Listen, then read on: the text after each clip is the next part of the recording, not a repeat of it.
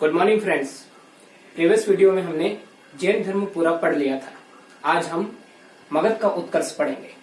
Okay, तो सबसे पहले ये मगध क्या है। ओके, तो मगध जो है ये आप मैप पे देख सकते हैं। ये बिहार वाला जो एरिया था वहां पर मगध जो है आपको लोकेशन इसकी दिख रही होगी। अभी मगध उस समय 16 महाजनपदों में से एक था। ठीक है, अभी 16 महाजनपद क्या है, तो 16 महाजनपद जो है ये आप अगर सिंपल वे में समझें तो ये मान के चलिए कि उस समय जैसे वर्तमान में भारत जो है ये 28 राज्यों में बटा हुआ है, ऐसे ही उस समय भारत जो था वो 16 राज्यों में बटा हुआ था और उसमें से सबसे शक्तिशाली राज्य था मगध। ठीक है, और इतिहास हमेशा शक्तिशाली राज्यों को ही याद और शक्तिशाली व्यक्तियों को ही याद रखता है और बाकी किसी को याद नहीं किया जाता। ठीक है, तो यहाँ पर इसीलिए हम टारगेट करेंगे मगध को। हमारे भारत की हिस्ट्री लगभग मगध के इर्द गिर्द घूमेगी। ठीक है, तो अब ये 16 महाजनपद जैसे मैंने आपको बताया, तो सबसे पहले इनका उल्लेख कहां पर मिलता है या फिर इनके सबसे पहले जानकारी कहां से मिलती है, तो इनकी सबसे पहले जानकारी इन दो ग्रंथों से मिलती है। ठीक है, पहला ग्रंथ है अंगुत्तर निकाय, ये बौद्ध ग्रंथ है। ठीक है, और दूसरा ग्रंथ है कल्प सूत्र, ये जैन ग्रंथ है। ठीक है, इन दो ग्रंथों से हमें सबसे पहले 16 महाजनपदों की जानकारी प्राप्त होती है। ओके, तो हम मगध से शुरुआत कर रहे हैं और मगध का इतिहास प्रारंभ कर रहे हैं आज से। तो मगध पे सबसे पहले शासन करने वाला वंश है हर्यक वंश।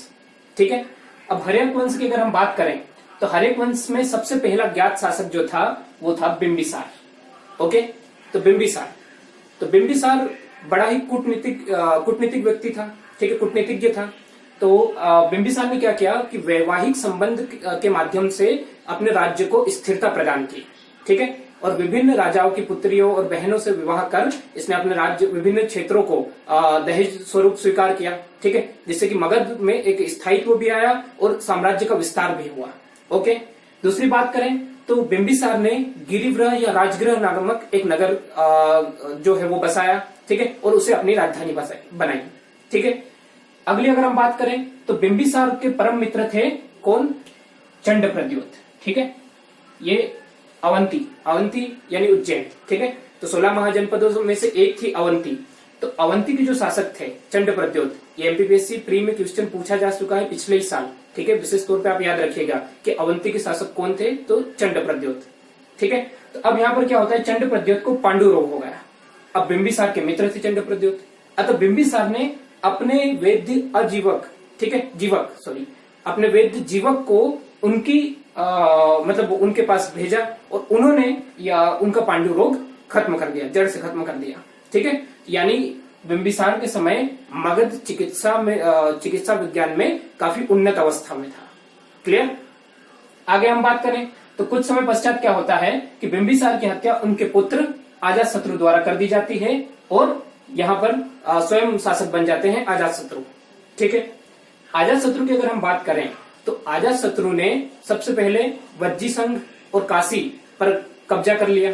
ठीक है, वज्जी संघ और काशी पर कब्जा कर लिया और इन्होंने सबसे पहले इतिहास में दो नए हथियार, रथमुशल और महाशील कंटक। ठीक है, रथमुशल ये मान के चलिए कि भल्लाल देव का जो रथ था वही है रथमुशल।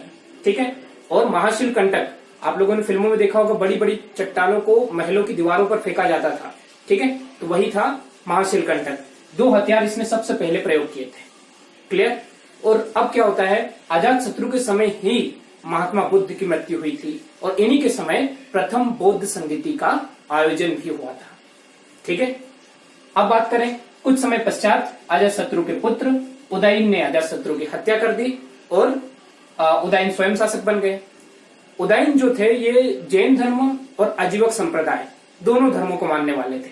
ठीक है, तो जैन धर्म यानी अहिंसा। ठीक है, अतः अहिंसा के कारण इन्होंने कहीं पे भी साम्राज्य विस्तार नहीं किया। ठीक है, इन्होंने पाटलिपुत्र नामक नगर बसाया और उस पाटलिपुत्र नगर को अपनी राजधानी बनाई। ठीक है, वही पाटलिपुत्र वर्तमान में पटना के नाम से प्रसिद्ध है। लेकिन एक बात याद रखिएगा, जब भी क्वेश्चन आए कि पाटलिपुत्र की स्थापना किसने की, तो आंसर आ जाएगा उदयन। किंतु अब क्वेश्चन ये आए कि पटना शहर की स्थापना किसने की, तो आंसर आ जाएगा शेरशाह सूरी, क्योंकि वर्तमान पटना का जो स्वरूप है वो शेरशाह सूरी ने बनाया है। ठीक है, लेकिन पाटलिपुत्र जो था उसकी शुरुआत जो है वो उदयन ने की थी। क्लियर।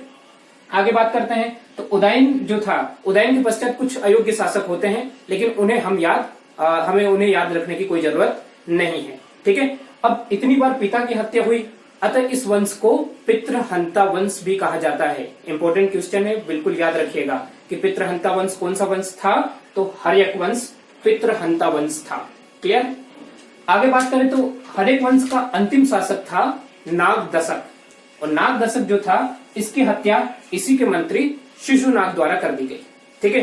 अब इसको याद करने के लिए अगर ट्रिक बनाए तो आप लोग याद रखिएगा, नागदशक यानी बड़ा नाग, ठीक है, शिशुनाग यानी छोटा नाग, यानी छोटे नाग ने बड़े नाग को मार दिया। ठीक है, या फिर कहो निगल लिया। ठीक है। तो यहाँ पर इस तरीके से आपको याद रखने में भी आसानी होगी। अब यहाँ पर क्या हो जाता है, मगध में एक नया राजवंश आ जाता है, वो है नागवंश। ठीक है। शिशुनाग की अगर हम बात करें तो शिशुनाग ने अवंती पर कब्जा कर लिया था। ठीक है। यानी बिंबिसार के समय यहाँ पर अवंती जो थे ये मित्र, लेकिन शिशुनाग के समय अवंती जो है यह मगध के अधीन हो गई थी। क्लियर। यानी याद रखिएगा, एमपी से रिलेटेड है अवंती, यानी यहाँ पर मध्य प्रदेश की जो एग्जाम्स है उसमें क्वेश्चन पूछा जा सकता है। यानी कभी भी आए कि भाई मगध अवंती के अधीन, ठीक है, सॉरी अवंती जो है वो मगध के अधीन कब आया, तो आपको आंसर लगाना है शिशुनाग के समय। क्लियर। आगे अगर हम बात करें तो शिशुनाग में और कोई इंपॉर्टेंट चीज नहीं है। इसके पास गद्दी पर बैठते हैं इनके पुत्र कालाशोक। कालाशोक के दौरान द्वितीय बौद्ध संगीति का आयोजन हुआ था, यही एक इंपॉर्टेंट बात है बस। इसके अलावा आपको कालाशोक में कोई ज्यादा पढ़ने की जरूरत नहीं है। क्लियर। आगे बात करें, कालाशोक के पश्चात गद्दी पर बैठते हैं महानंदी या नंदीवर्धन। ठीक है। इनकी हत्या महापद्मानंद द्वारा कर दी जाती है। ठीक है। अब यहाँ पर इसको भी याद रखना है, नंदीवर्धन छोटी नंदी, महापद्मानंद, ठीक है, यहाँ पर बड़े नंदी। तो यहाँ पर क्या है कि महापद्मानंद छोटे नंदी को मार देंगे और स्वयं गद्दी पर बैठ जाएंगे। ठीक है। और इसी के साथ भारत पर या मगध पर एक नए राजवंश की स्थापना होती है, वो है नंदवंश। क्लियर। अब महापद्मानंद में कोई इंपोर्टेंट चीजें नहीं है कि जो आपको एग्जाम के लायक पढ़ना हो, हाँ, लेकिन इनके पश्चात इनका जो पुत्र है घनानंद, ये गद्दी पर बैठता है। घनानंद की अगर हम बात करें तो घनानंद इतिहास का एकमात्र ऐसा शासक था जो खर्चे के हिसाब से सैलरी लेता था।